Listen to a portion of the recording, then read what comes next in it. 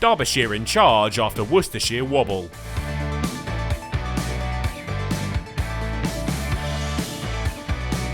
A ton from Matt Critchley gave Derbyshire the edge over Worcestershire on day 1 of their second round clash, but a flurry of late wickets left the home side heading into day 3 with just 2 in hand at 360 for 8.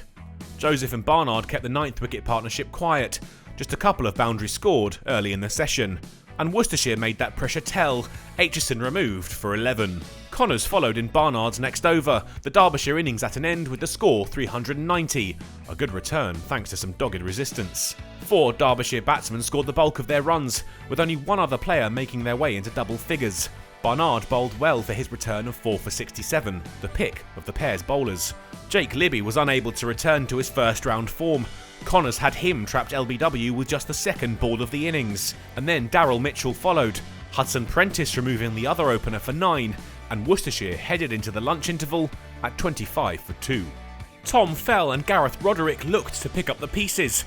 Their first target, 50 runs. They'd reach that total, but would be separated not long after. Critchley's match was getting better at every turn. He followed his ton with the wicket of Roderick. No mistake made with the return catch opportunity. Fell, though, remained resolute. His knock had added the bulk of the pair's runs, and he notched a half-century off 114 balls. He and D'Oliveira stuck together and took Worcestershire's total into triple figures. Sam Connors brought an end to Fell's fun. He was struck on the pads and given out, LBW, for 69. The session would come to a close a few overs later when Critchley struck again. D'Oliveira the man to go this time, out for 27, and Worcestershire 135 for 5 heading into the break. Vessels and Cox were in no mood to wait around.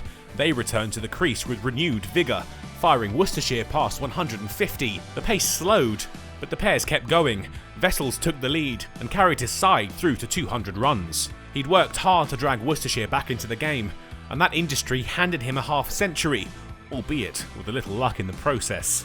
Who else could break the stand but Matt Critchley? He was enjoying a blessed existence.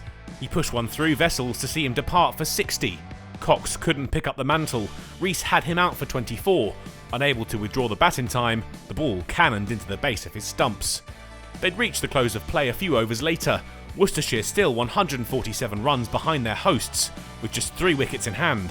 The score, 243 for 7.